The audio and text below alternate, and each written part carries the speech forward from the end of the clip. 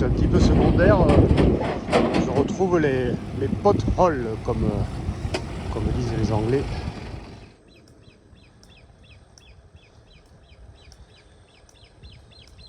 Sympa cette route.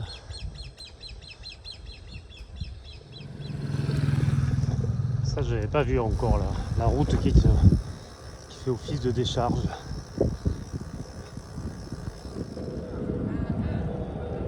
Ça, c'est la fabrication du charbon.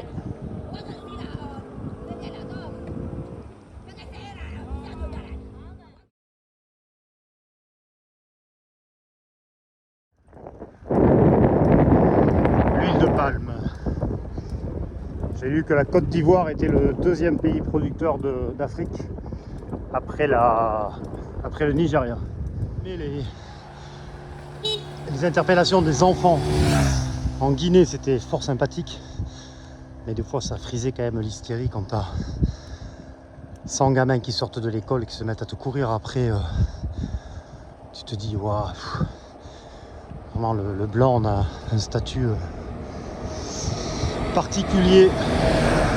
On est vraiment vu comme des gens très riches, quoi qu'il arrive.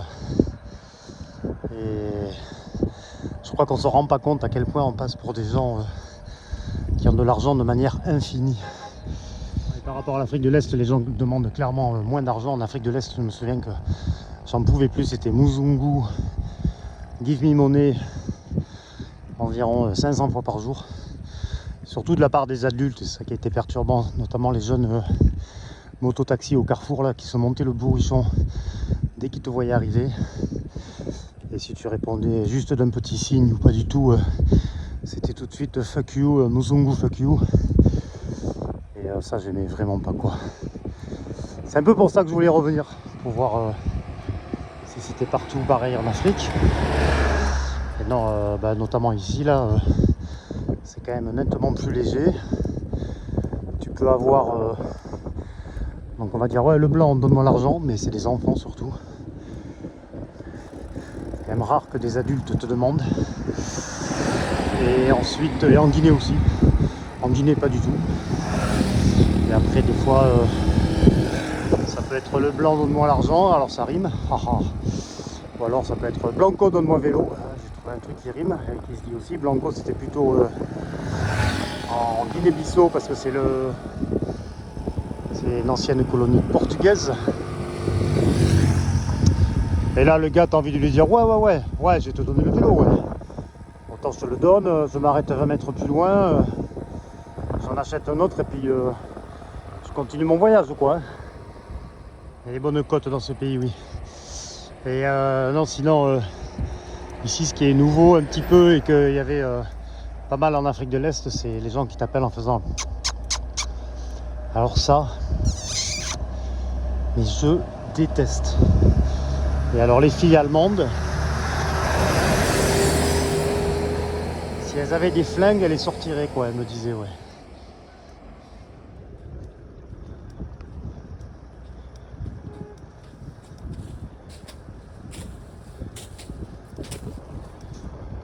La machette, l'outil de base en Afrique. Et souvent en Amérique du Sud aussi d'ailleurs.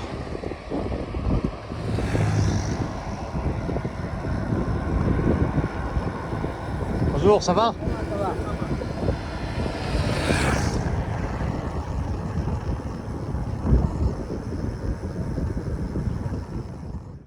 Les cacaoyers. Il y en a en pagaille. Côte d'Ivoire, premier producteur de cacao de loin. 40% de la population de la production mondiale, si j'ai bien.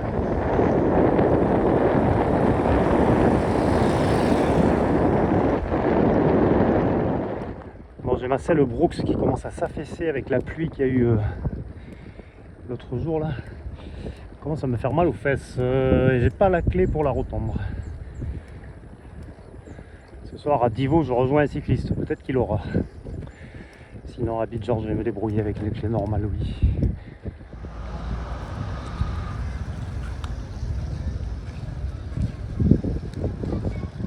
Les noix de palme pour le Nutella.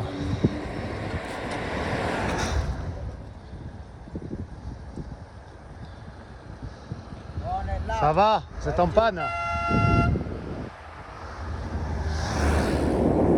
Ici c'est la monoculture d'huile de palme et ça alterne avec le latex, du caoutchouc.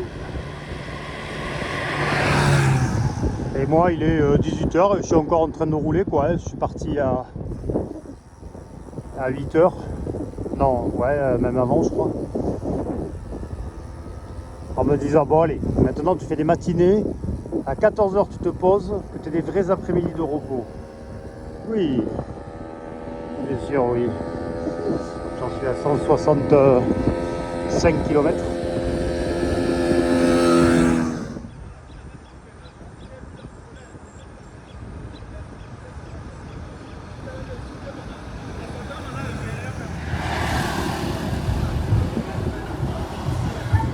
Allez, Divo, après une journée de régalade à 175 km.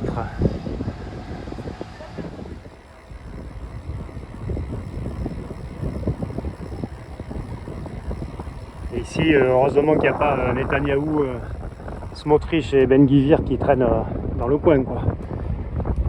Bombarderie en prévention, ouais, ces abrutis là.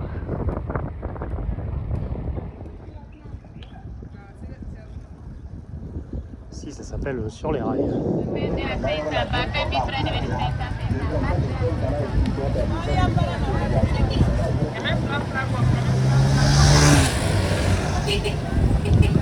C'est le marché à Guitry. Votez maman Patricia. En fait ici ça se fait beaucoup d'appeler les dames qui ont déjà des enfants, de les appeler maman. C'est pas du tout impoli. Au contraire. Donc. Bonjour. Ça va et vous?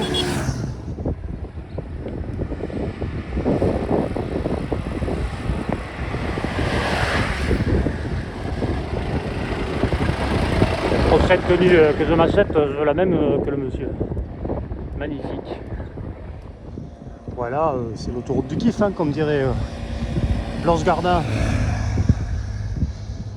Bon, et aujourd'hui, je suis parti à 14 h 30 parce que j'ai passé la grosse partie de la journée à faire les visas pour les 3 pays suivants parce que voilà, c'est officiel, je vais continuer jusqu'à Cotonou, Bénin. Donc encore 3 pays. Les petits pays, ce sera plus très loin après Abidjan, 800-900 km. J'avais envie de rentrer, voilà, j'avais prévu de faire un voyage de 3 mois et je ne me voyais pas prendre un billet d'avion pour rentrer dans 3 jours là. Et puis quand je regarde la carte, je me dis que c'est les derniers pays qui m'intéressent. Après c'est le Nigeria qui a l'air spécial et assez dangereux apparemment. Après c'est le Cameroun, ça m'intéresse moyen. Après c'est les 2 Congo, alors là ça m'intéresse beaucoup. Apparemment les visas ils sont vraiment pénibles à obtenir. Après l'Angola ça m'intéresse pas trop. Namibie j'ai déjà été. Et l'Afrique du Sud ça m'intéresse pas du tout. Donc normalement je vais être à Abidjan demain soir samedi. Peut-être plutôt dimanche, ce serait peut-être plus intelligent de rentrer dans Abidjan un dimanche. Voilà, je suis attendu par Michael qui un copain collègue de Ferra qui m'a gentiment proposé, très gentiment proposé de m'héberger chez lui. Bonjour. Hier soir à Divo j'ai rejoint Peter, un Allemand que je savais devant moi, puis on s'est mis en contact et je l'ai rejoint à l'hôtel où il était, qui était très bien d'ailleurs. Il y avait passé 2 jours et on a mangé ensemble et puis 11 h du soir je lui ai dit tiens est-ce que tu as la clé pour retendre les selles Brooks, retendre le cuir là, il y a un système. Ça commençait à être bien affaissé, puis avec le jour de pluie qu'on a pris avec Adrien, le cuir a été complètement affaissé. J'étais assis sur les montants de la selle en fait, ça commençait à me faire mal aux fesses. Bref, je règle ça nickel en sortant la selle et en remettant le collier de selle, je serre un poil de cul de trop et pim, fait, il y a le filetage à l'intérieur du collier. La vis a emporté le filetage à l'intérieur du collier. J'étais là 11h du soir, ben, t'as l'air malin. Hein. Tivel, tu ne sauras jamais rien faire de tes doigts, quoi. Du coup, je me suis dit, bon, c'est pas grave, hein, tu vas aller à Abidjan danseuse. Alors, et ce matin, à 30 mètres de l'hôtel, il y avait un gars qui réparait les vélos dans la rue. Monstre sympa. Il m'a trouvé une patte là, de serrage avec un écrou. Là. Et du coup, avec le même collier, ça fait l'affaire.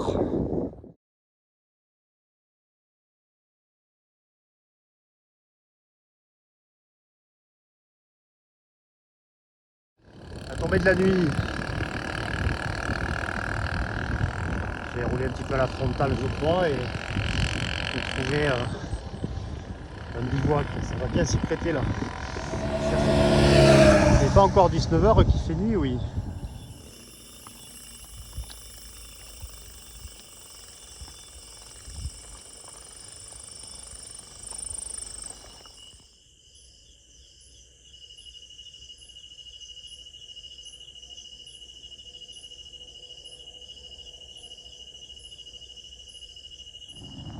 Un petit peu humide ce matin.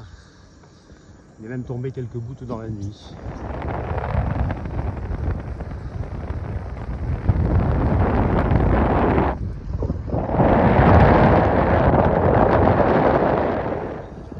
Et en fait, c'est beaucoup des bonjour, comment allez-vous? Alors, je réponds je vais bien. Et vous, comment va la famille?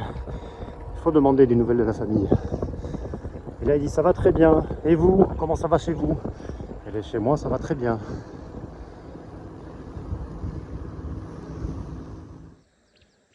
Un peu de déforestation pour l'huile de palme. Il fait une chaleur ici humide, c'est impressionnant.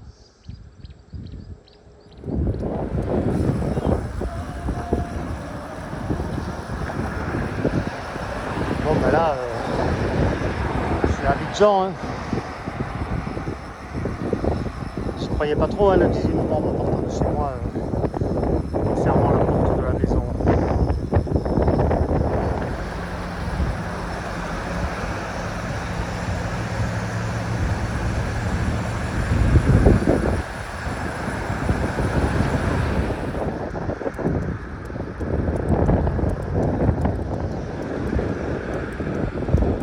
Voilà le contraste.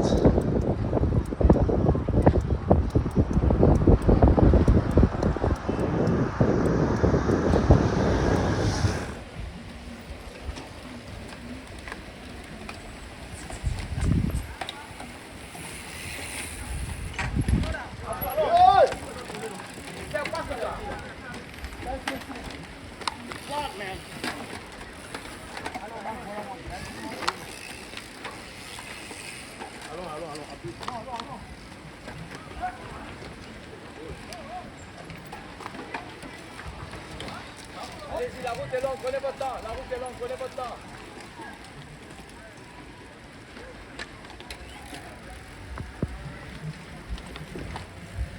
Allez. Eric, bon courage.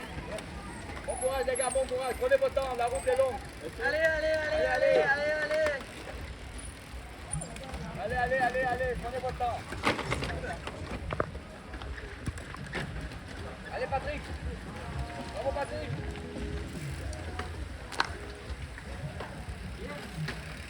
Allez Michael, super. Allez, la route est longue, allez. La route est longue, la route est longue. Allez, mon ami Peter. Peter. Allez.